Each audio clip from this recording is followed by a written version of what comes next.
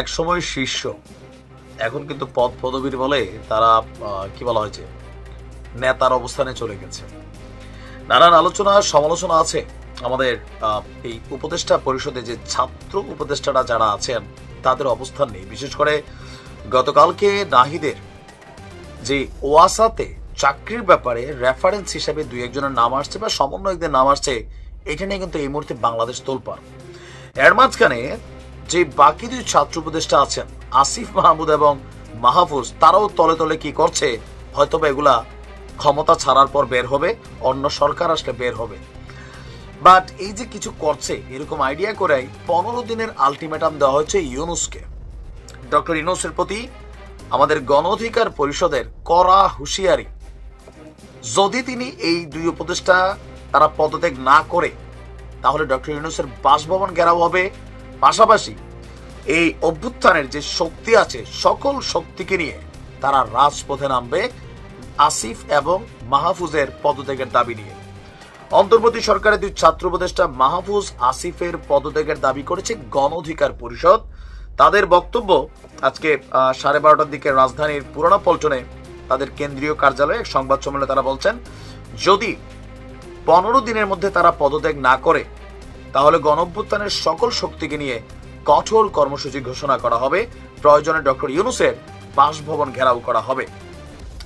জুলাই গণঅভ্যুত্থানে ছাত্র জনতার উপর গণহত্যা চালানোর দায়ে আপনার পাশাপাশি আওয়ামী লীগকে নিষিদ্ধের ইস্যু আসছে। এর পাশাপাশি রাশেদের বক্তব্য, সম্প্রতি ওয়াসা নিয়ে যে বিতর্ক সৃষ্টি হয়েছে সেই নিয়োগগুলোকেও বাতিল করতে হবে। সরকারের বিভিন্ন দপ্তরে ছাত্র প্রতিনিধি হিসেবে যারা নিয়োগ পেয়েছেন তাদের নিয়োগও বাতিল করতে হবে। এইটা খুবই যৌক্তিক। মানে এই জায়গাটাতে অনেক জায়গায় বাংলাদেশের বিভিন্ন জায়গায় বিভিন্ন দপ্তরে ছাত্র প্রতিনিধিরা ঢুকেছে যাদের সব জায়গায় কিন্তু যোগ্যতা নেই, কিন্তু বলে ক্ষমতা দিয়া হেলোটেলোতে রেফারেন্সে ঢুকে গেছে।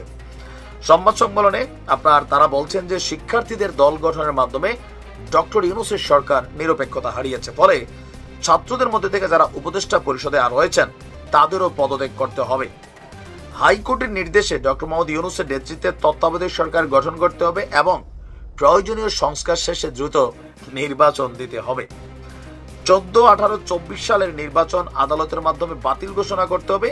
আমি ডামি যারা এমপি হয়েছিলেন তাদের সম্পদ জব্দ করতে হবে, যেটাতে বিএনপির জীবনও মানবে না। কারণ এই ইলেকশনগুলোর মধ্যে বিএনপির অনেকেই অংশগ্রহণ করেছিল, এমপিও হয়েছিল।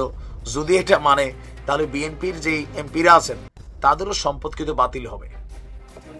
এখন গণ অধিকার পরিষদের অবস্থানটা হয়েছে কি, একটা সময় মানে যখন বাংলাদেশে আওয়ামী লীগ ছিল, বিএনপি মাঠে নামতে সাহস পাইত না, জামাত আত্মঘাতী না মানে গুপ্ত স্টাইলে রাজনীতি চালাইতো, তখন এই ভিপি নুরদের উপর তারা কিন্তু ভর করছিল। কারা ভর করছিল? জামাত বড় অংশ ভর করছিল, সাথে বিএনপি। হিরো আলমের উপরে কিন্তু জামাত এবং বিএনপি ভর করছিল। তারা তখন বড় বড় নেতা হয়ে গেছিল চট কইরা, টাকা পয়সা বিকাশ টিকাশ অনেক দিয়েছে। বাট এখন যখন আওয়ামী লীগ নাই, ক্ষমতার রাজনীতি চলতেছে, তখন কিন্তু আইসা নূরের পিছন থেকে সবাই সরে গেছে। নূরও সিদ্ধান্তহীনতায় ভুগছে বা তার সাথে থাকা নেতারা বিকাশ সাপ্লাই বন্ধ। আবার অনেক জায়গায় অনেক ধরনের ঝামেলাও পড়ছে। কতক্ষণ ছাত্র অধিকার দৌড়তে জাতীয় নাগরিক পার্টির দিকে, কতক্ষণ বিএনপির পক্ষে, কতক্ষণ আওয়ামী লীগ। মানে ওনারাও মনে বুঝতেছেন ওনারা কি করতেছেন। এই টোটাল টিমের ভিতরে নির্বাচন হলে ভিপি নূরও পাশ করে কিনা আমার সন্দেহ। আর বাকিদের তো অস্তিত্বই থাকবে না। যদি কোথাও বিএনপি জামাত আওয়ামী লীগ দাঁড়ায়, সেখানে গণ অধিকার পরিষদের অস্তিত্ব খুঁজে পাওয়া যাবে না। যখন যেদিকে পাল্লা ভারী ওইদিকে একটু দৌড়াদৌড়ি আর কি, এছাড়া কিছুই না। দেখা যাক আসিফ আর মাহফুজ কতটুকু সিরিয়াস হয়।